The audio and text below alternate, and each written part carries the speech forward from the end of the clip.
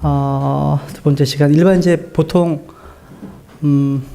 구원받지 못한 분들로부터 종종 듣는 질문 중에 한 가지가 이 고통의 문제입니다. 사실은 그 C.S. 루이스라고 하는 그런 분이 쓴 책 중에 한 권이 책이 고통의 문제라는 책이 하나 따로 있어요. 좀 어려운 책입니다. 근데 한번 정리는 해야 될 것 같아가지고 좀 몇 권의 책들을 한번 좀 정리를 해봤거든요. 한번 오늘 제목은 이제 왜 나쁜 사람들도 잘 사는가, 삶이 왜 이렇게 힘든가라는 그런 제목을 가지고서 한번 정리를 해보겠습니다. C.S. 루이스가 이런 얘기를 했습니다. 지성적으로 정직한 자세를 취하면 하나님을 믿고 신뢰할 수밖에 없습니다. 이렇게. 그러니까 고통과 악의 문제로 씨름하고 또 오늘날 이게 또 종교에 대한 불신이 가득한 이 시대에 사람들에게 무조건 믿으라 이렇게 맹종을 강요한다면 참 답답한 일입니다. 오늘날 교회 가서 뭔가 질문을 하면 목사님들이나 어떤 교사분들이 성경적으로 답변을 못하니까 항상 하는 게 우리 같이 기도합시다. 기도합시다. 기도로 이제 주로 하시잖아요. 그죠? 그러니까 오늘날 현대 사회가 가지고 있는 여러 가지 질문에 대해서 굉장히 불성실하고 무책임한 어떤 회피 반응만 보이는 기독교를 오늘날 젊은 사람들은 별로 좋아하지 않습니다. 비판한다는 거죠. 그 이유는 말씀과 교리로서의 신학이 상실된 기독교에 대한 실망입니다. 이게요. 그래서 오늘 한번 그 비기독교인들뿐만 아니라 또 그리스도인들도 궁금해하고 고민하는 어떤 기독교 신앙의 문제들을 한번 살펴보려고 하는데요. 신앙생활을 수십 년 동안 해왔지만 기독교 신앙의 기초가 든든하지 못한 경우 지금 얘기한 이 주제가요. 비슷합니다. 일반 믿지 않는 사람들과 비슷한 생각을 하고 계시더라고요. 그래서 교회 안팎의 모든 사람들이 던질 수 있는 그런 질문 한번 다뤄보겠습니다. 그러니까 이 내용은 좀 신앙 이치를 좀 확실히 다지는 계기가 됐으면 좋겠습니다. 여러분 고 이병철 삼성그룹 회장이 했던 그런 영상 본 적 있으시죠? 그죠? 이분이 일생을 마치기 전에요. 기독교를 향해서 여러 질문들을 던졌습니다. 그러니까 그의 질문들 35가지 질문들 속에는요. 우리가 갖고 있는 대다수의 질문들이 포함되어 있습니다. 이분이 정말 생전에 저와 여러분을 만났다면 그리스도를 만났다면 그래도 좀 천국 가지 않았을까. 근데 만나지 못하고 돌아가셨거든요. 이번에 질문 중에 이런 게 있습니다. 첫 번째, 신이 인간을 사랑했다면 왜 고통과 불행과 죽음을 주었는가? 두 번째, 신은 왜 히틀러나 스탈린이나 이런 흉악범과 같은 악인들을 만들었는가? 세 번째, 신앙이 없어도 부귀영화를 누리고 악인 중에도 부귀와 안락을 누리는 사람이 많은데 이게 신의 교훈은 무엇인가? 이런 거에 답변할 수 있으십니까, 여러분들? 어떻게 답변하실 것 같으세요? 이 내용에 대한 유사한 질문을 한 인물이 성경의 하박국 대언자입니다. 하박국 대언자가 이런 말씀을 했어요. 하박국 1장 13절. 성경 공부니까요. 편안하게 들으시면 될 것 같습니다. 하박국 1장 13절 같이 읽어볼게요. 시작. 주께서는 눈이 정결하셔서 악을 보지 못하시며 또 불법을 보지 못하시거늘 어찌하여 배신하는 자들을 바라만 보시고 사악한 자가 자기보다 더 의로운 자를 삼키는데도 주의 혀를 억제하시나이까. 비슷하죠? 이것을 간단하게 말하면 왜 나쁜 인간들이 더 잘 살지요? 이런 얘기예요. 이런 말입니다. 근데 지금 그 질문들은요. 각기 다른 질문 같지만 사실상 한 가지 질문입니다. 왜 이 세상에는 악이 있는가? 왜 이 세상에는 악이 있는가? 바로 악의 존재에 대한 질문입니다. 여기 좀 정리를 해야 될 것 같습니다. 여기서 말하는 evil, 악은요, 단순히 도덕이나 또는 윤리가 나쁜 것만 뜻하는 것이 아닙니다. 그것 말하는 게 아닙니다. 인간의 삶을 고통스럽고 슬프게 만드는 모든 것을 뜻하는 말입니다. evil 속에 다 포함되어 있습니다. 그러니까 즉, 악이라는 말 속에는요, 전쟁, 범죄, 또 재해, 사고, 질병, 고통, 그리고 죽음까지 포함하는 아주 포괄적인 개념이라는 거예요. 이게 이불의 개념인 거예요. 근데 이 악의 문제는요, 기독교인들만의 문제는 아닙니다. 그러니까 종교인들뿐만 아니라 무신론자들조차도 계속 던지는 질문이 실제 질문 받으실 겁니다, 여러분들도요. 또 철학자들과 신학자들을 비롯한 수많은 지성인들이 이미 수천 년 동안 이 질문을 가지고 씨름했습니다. 그렇다고 이 질문은 지성인들만의 공유는 아닙니다. 그러니까 왜 이렇게 살기가 힘들지? 라는 푸념 섞인 질문은 우리 주변에서도 얼마든지 들을 수 있습니다. 그만큼 이 악의 문제는요, 신앙이 있건 없건 또 시간과 공간의 차이와는 상관없이 인간 사이의 공통적인 문제예요. 이 문제는요, 지금까지도 인간 사이가 풀지 못한 가장 큰 난제입니다. 난제예요. 그래서 이 앞에서 말씀드린 것처럼 이 악은요, 상당히 폭넓은 뜻을 가지고 있습니다. 그래서 이 악이라는 큰 개념으로 복잡한 이 고통의 문제, 이 악의 문제에 접근하는 것은 효과적이지 않습니다. 그래서 이 부분을요, 이 악을 죄의 문제, 그 다음 불행의 문제, 또 고통이라는 문제, 이 세 가지 형태로 구분해서 살펴보아야 합니다. 근데 서로 완전히 구분된 어떤 개념들은 아니에요. 실제 우리 삶 속에서는 이 두 가지 이상이 복합적으로 나타납니다. 때로는 세 가지 형태가 한꺼번에 결합돼 발생하기도 합니다. 그래서 우리는 오늘요, 우리가 평소 고민하는 이 첫 번째 문제, 이 죄의 문제를 한번 집중적으로 살펴보겠습니다.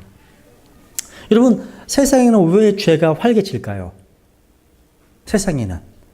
요즘 뉴스 신문만 보더라도요, 끔찍한 흉악범들이 끊이지 않고 보도됩니다. 사건을 듣다 보면 너무 잔인합니다. 잔인합니다. 그래서 온몸이 머리털이 쭉 쓰기도 해요. 근데 흉악 범죄 사건이 터질 때면 사람들은 묻습니다. 왜 저스티스, 정의 하나님은 이 세상 죄악을 보고만 계시는가? 실제 묻는 내용이에요. 공의로우신 분께서 왜 이 세상의 이런 죄악들을 그냥 보고만 계시지? 따집니다. 하지만 이 질문을 자세히 한번 들어보세요. 말로는 하나님을 정의 하나님이라고 부르지만 실제로는 하나님이 정의롭지 않다고 비난하고 있습니다. 그죠? 왜냐하면 질문자가 보기에는 하나님께서 온갖 죄가 활개치도록 내버려 두고 있기 때문입니다. 그죠? 하지만 여기서 분명히 해둬야 할 것이 있습니다. 이유가 무엇이든 간에요, 범죄의 주체는 바로 누구예요? 인간입니다. 범죄의 주체는 바로 인간이라는 점입니다. 각종 도덕 또는 윤리적인 범죄는 인간이 저지르는 것이지 하나님이 하신 게 아니에요. 포인트를 잘 맞추세요. 하나님의 행위가 아니라는 거죠. 하나님은 본질상 선하신 분이십니다. 거룩하신 분이십니다. 하나님은 죄가 없는 분이십니다. 죄를 짓지 않으십니다. 하나님은 그런 분이시라는 거죠. 또 하나님은 우리가 죄를 짓도록, 범죄하도록 조종하는 분도 아니십니다. 유혹하는 분도 아니세요. 죄를 짓도록요. 결국 여러분, 죄는 누가 저지른 거야? 누가? 인간이 저질렀는데 그 책임을 하나님께 묻는 것은 뭔가 앞뒤가 안 바뀐 거라는 거죠. 그래서 성경은 이 죄의 책임이 죄를 범한 사람 자신에게 있음을 분명히 말하고 있습니다. 한번 야고보서 1장 13절 읽어볼게요. 시작.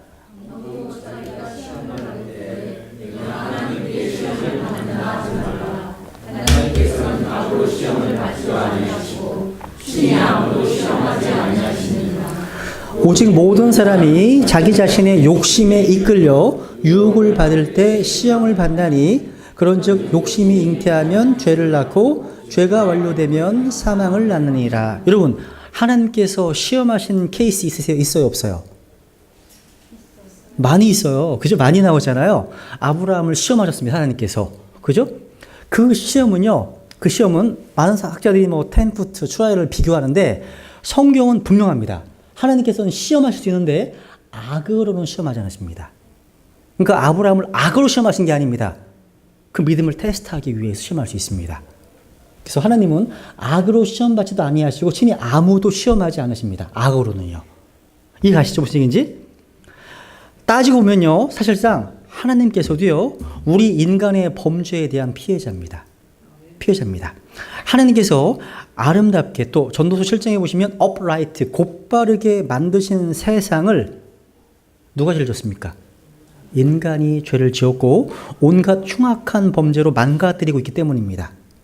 그래서 구약 성경에 보시면 인간의 범죄는요, 하나님께서 거하시는 성소까지 더럽힙니다.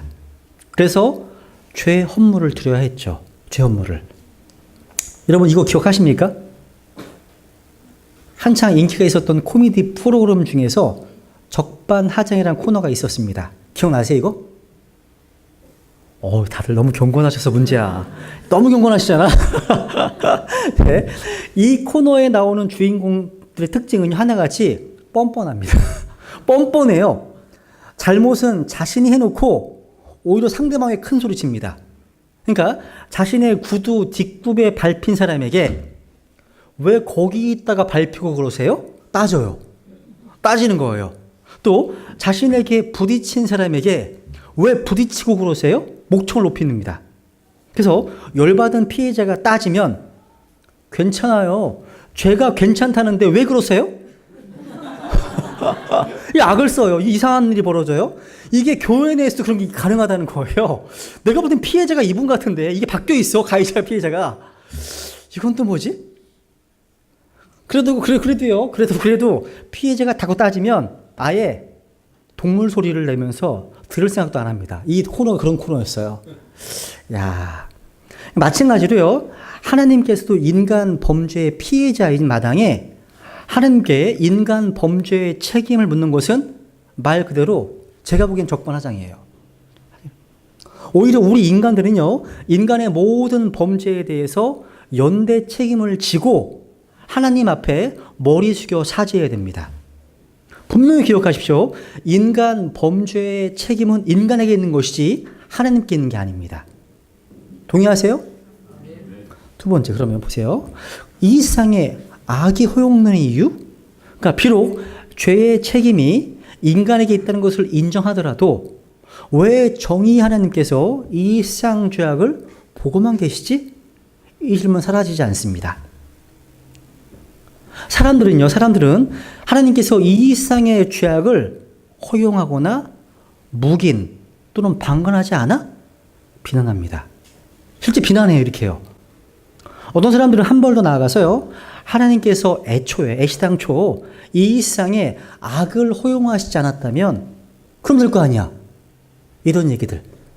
또 아이들도 많이 질문합니다. 이런 내용들. 그렇다면 하나님께서는 과연 이 세상의 죄악을 지금 용인하고 계신 걸까요? 하나님은 이 세상에 죄를 용인하신 적이 없습니다. 그러나 죄는 결코 하나님의 직접적인 뜻은 아닙니다. 다만 하나님은요, 죄인들을 위해서 끈질기게 오래 참고 계십니다. 여기에 인간의 죄의 문제에 대한 본질이 드러납니다. 이 세상에요, 죄가 만연된 이유는 바로 인간 때문입니다. 하지만 공의로우신 하나님께서 이처럼 죄로 들끓는 세상을 지켜보고 계신 것은 하나님께서 죄를 인정하고 계시기 때문이 아니라는 거죠. 다만 하나님은 죄인들에 대하여 우리가 감히 상상하기 힘들 정도의 엄청난 인내심을 발휘하고 계실 뿐입니다. 오래 참으신다는 거죠. 그렇다면 하나님께서는 왜 그토록 오래 참으실까요? 왜? 하나님은 한 혼이라도 영원한 형벌의 길로 떨어지는 것을 원치 않으십니다. 누가복음 15장의 비유처럼 한 명의 죄인이라도 더 구원받기를 원하신다는 겁니다. 우선 에스겔 18장 23절 같이 읽겠습니다. 에스겔 18장 23절 시작. 주 하나님이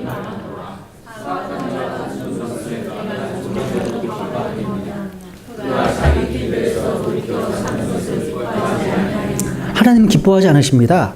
또 33장 11절 시작.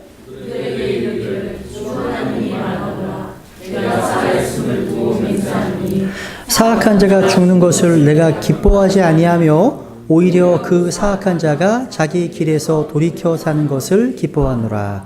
오 이스라엘의 집아, 너희는 돌이키라. 너희는 너희의 악한 길들에서 돌이키라. 너희가 어찌하여 죽고자 하느냐 하라. 야, 하나님은 한 명의 죄인이라도 다 구원받기를 원하십니다. 우리는요, 죄악으로 관영한, 죄악으로 넘쳐나는 이 세상을 보면서 오히려 끈질기게 인내하시면서 참고 계신 하나님께 감사드려야 됩니다. 왜냐하면 거룩하시고 완전하신 하나님께서 우리조차 참기 힘든 죄악으로 그 죄악으로 들끓는 세상을 오래 참고 계시기 때문입니다. 저도 막 분노가 일어나는데 하나님은 어떠실 것 같으세요? 저런 인간들, 이런 막 분노가 일어나지 않으세요? 이런 죄에 대한 분노? 하나님은 우리보다 수십 배, 수만 배 그도 강하신 겁니다. 물론요, 노아의 홍수 때처럼 이 세상을 단숨에 청소하셔도 되지만 하나님께서는요, 지금 한 사람이라도 더 회개하고 구원받을 수 있는 기회를 주고 계십니다. 그래서 로마서 2장 4절 시작. 혹은 하나님의 선하심이 너를 인도하여 회개하게 함을 알지 못한 채 내가 그분의 선하심과 관대하심과 오래 참으심의 풍성함을 멸시하느냐. 야, 하나님의 선하심이 우리를 인도해서 회개하게 합니다. 하나님의 선하심 때문에 다 구원받으신 겁니다. 그 선하심 우리 인도하신 거예요. 그래서 그분의 선하심과 관대하심과 오래 참으심의 풍성함. 하나님의 오래 참으심 때문에 제가, 여러분이 이 자리에 함께 있을 수 있는 겁니다. 또 가시겠습니다. 시작. 주께서는 자신의 약속에 대해 어떤 사람들이 더디다고 생각하는 것 같이 더디지 아니하시며 우리를 향하여 오래 참으사 아무도 멸망하지 아니하고 모두 회개에 이르기를 원하시느니라. 또 우리 주의 오래 참으심이 구원인 줄로 여기라. 심지어 우리가 사랑하는 형제 바울도 자기가 받은 지혜대로 너희에게 이같이 썼고. 하나님은 오래 참으십니다. 왜? 모두가 다 회개에 이르기를 원하시기 때문에. 그죠? 하나님이 오래 참으시지 않으셨다면 오늘 복음을 더 확실하게 이해하게 된 이지연 자매님은 없는 거예요. 하나님의 오래 참으심 때문에 제가 구원받게 되었고 여러분이 구원받으신 겁니다. 저는 사실은요, 제가 92년도에 구원받고 나서 2000년 안 넘어갈 줄 알았어요. 2000년이. 벌써 이제 16년이에요. 와, 그죠? 여러분, 그래서 이 세상에요, 죄악이 존재하는 것은 오히려 하나님의 무한하신 은혜를 반증하는 겁니다. 오히려요. 그러면 아까 보세요. 누가 나쁜 사람일까요? 누가? 물론 어떤 사람들은요, 하나님께서 죄인들을 위해서 참고 계시다는 말이 마음에 들지 않을 겁니다. 그 죄인들 때문에, 그 IS 같은 그 죄인들 때문에 선량한 사람들이 엄청난 피해를 입고 있기 때문입니다. 그래서 어떤 사람들은 이렇게 질문합니다. 이 얘기, 아이들이 많이 했어요, 얘기를. 하나님께서 나쁜 사람들만 골라서 모두를 없애버리시면 되잖아요. 이런 거. 들어보셨죠? 얼핏 보면요, 이 질문은 죄의 문제에 대해서 아주 간단하고 명쾌한 해답을 제시하는 것처럼 보입니다. 하지만 나쁜 사람들을 제거하는 문제는 생각보다 복잡한 문제입니다. 왜냐하면 처벌 기준, 즉 얼마나 나쁜 사람부터 처벌해야 하는가를 정해야 하기 때문입니다. 신문에 한동안 이런 신문 난 적이 있습니다. 96세 할머니의 고백이에요. 65년 전 난 사람을 죽였다. 이게 어떤 내용이냐면요. 2011년 6월 8일 당시 96세라고 하는 바이저라는 할머니가 있어요. 바이저. 이 할머니가요. 65년 전에 자신이 저지른 살인범행을 털어놨습니다. 젊은 시절 그녀는 독일의 나치 정권에 대항하여 싸우던 네덜란드의 레지스탕스였습니다. 우리나라로 치면 레지스탕스는요, 일제강점기의 독립운동가였습니다. 한창 레지스탕스로 활약하던 어느 날 그녀는 이름이 이상해. 굴리라는 사업가가 나치 정권과 손잡고 있다는 소문을 들었습니다. 그리고 1945년 독일 나치가 제2차 세계대전에서 패망하자 굴리 씨도 체포되었습니다. 하지만 그는 체포된 지 얼마 되지 않아서 곧 풀려났습니다. 매국노 굴리가 제대로 처벌받지 않은 곳에 분개한 바이저 그녀는요, 1946년 3월 1일 그녀를 정의의 이름으로 직접 암살하고 말았습니다. 그 후 이 암살 사건은 영구 미제 사건이 되었습니다. 그런데 굴리 씨가 사망한 후에요, 이 굴리 씨의 진짜 모습이 밝혀지기 시작했습니다. 알고 보니까 그는 나치 정권 하에서 이 신들러 리스트처럼 정권 하에서요, 유대인들을 보호해주고 그들에게 생활비를 보태준 사람이었습니다. 굴리 씨는요, 숨기고 있던 진정한 애국자였습니다. 양심의 가책을 느낀 바이지 할머니는요, 65년 만에 자신의 살인 범죄를 고백했고 굴리 씨의 손자들에게 뒤늦게 사죄했습니다. 네덜란드 정부는요, 현행법으로 바이처 할머니를 처벌할 방법이 없었습니다. 네덜란드 2006년부터요, 중범죄에 대한 공소시효를 없애기는 했지만 65년 전의 살인사건에 대해서는 소급 적용할 수 없었기 때문입니다. 한마디로 너무 오래된 사건이었기 때문에 처벌할 수가 없었습니다. 여기서 우리는 과연 무엇이 정의인지 고민하게 됩니다. 뭐가 정의입니까? 독립운동가인 동시에 살인자인 바이지 할머니를 처형하는 게 정의일까요? 합법적인 방법으로는 처형할 수 없으니까 누군가 이 할머니를 암살해야 될까요? 그렇다면 그 암살은 정당한 것일까요? 만약에 이 할머니를 그대로 살려둔다면 굴리 씨의 억울한 죽음은 누가, 무엇으로 보상해 줄 수 있을까요? 이처럼 가해자와 피해자를 나누는 것, 무엇이 정의인지를 판단하는 것은 이게 정말 쉬운 게 아니에요. 쉬운 일이 아닙니다. 어떤 분은요, 이 사건이 너무 극단적인 예라고 말할지 모릅니다. 근데 수많은 역사적 사건들에서도요, 누가 피해자이고 누가 가해자인지를 단정하는 것은 쉽지가 않아요. 쉽지 않습니다. 여러분, 고 이병철 회장이요, 악인으로 지목했었던 독일 나치 정권의 히틀러의 손에 600만 명의 유대인들이 희생되었습니다.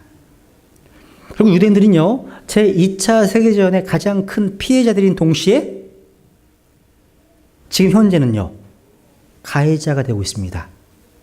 오늘날 팔레스타인에 살고 있는 유대인들은 어떻습니까? 현재 팔레스타인 사람들을 가혹하게 압제하는 기사들을 보고 있지 않으세요? 언론에서 많이 보고 계시잖아요.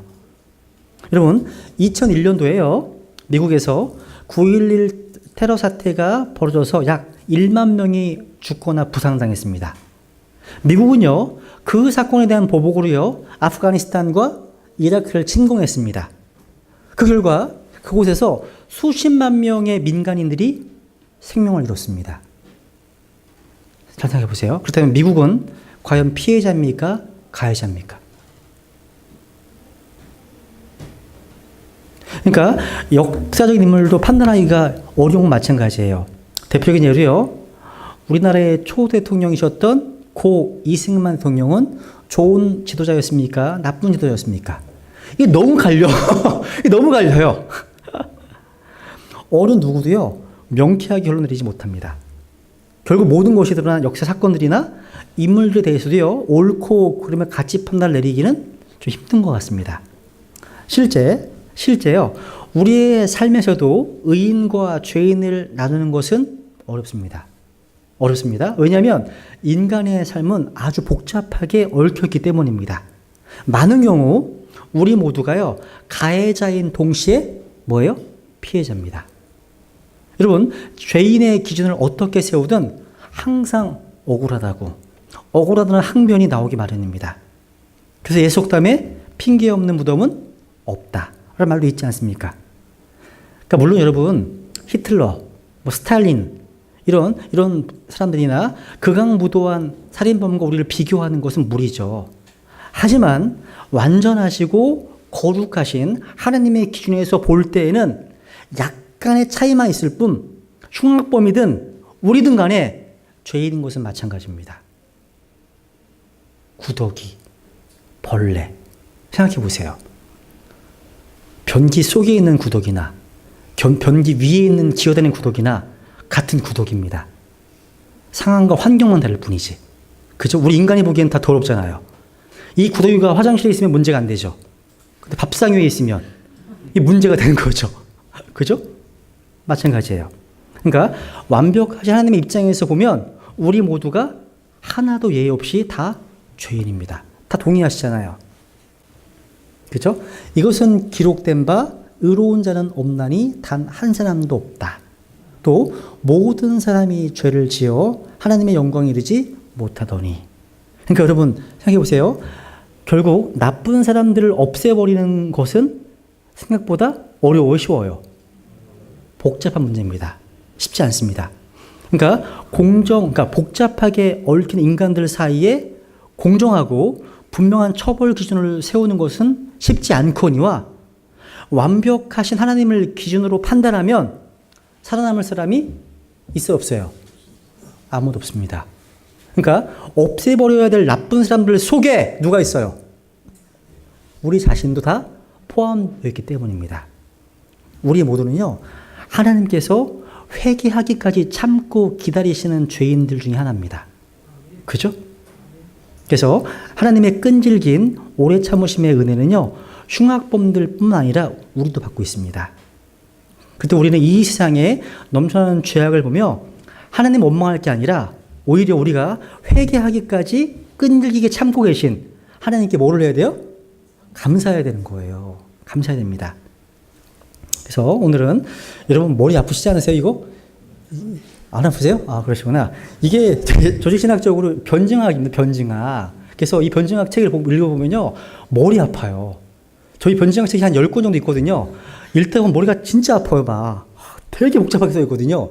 근데 간단 명료하게 언급해 드린 거예요, 이 내용 자체가요. 그러니까 우리는 지금까지 이 악의 문제 가운데 죄악의 문제를 한번 생각해 본 거예요. 그러니까 많은 사람들은 이 세상에 들고는 이런 불의와 흉악범들을 보면서 하나님을 원망하지만 사실 책임져야 할 주체는 바로 우리 인간들입니다. 이렇게 정리하시면 좋겠습니다. 그래서 우리는 항상 하나님의 오래 참으시는 그 은혜에 감사해야 한다는 사실입니다. 그죠? 그래서 다음 주에는 이제 불행에 대한 문제에 대해서 한번 좀 생각해 보도록 하겠습니다. 오후에 이런 거 하는 거 괜찮으세요? 네. 성경만 찾는 것보다 낫지 않으세요? 네, 알겠습니다. 네. 그러면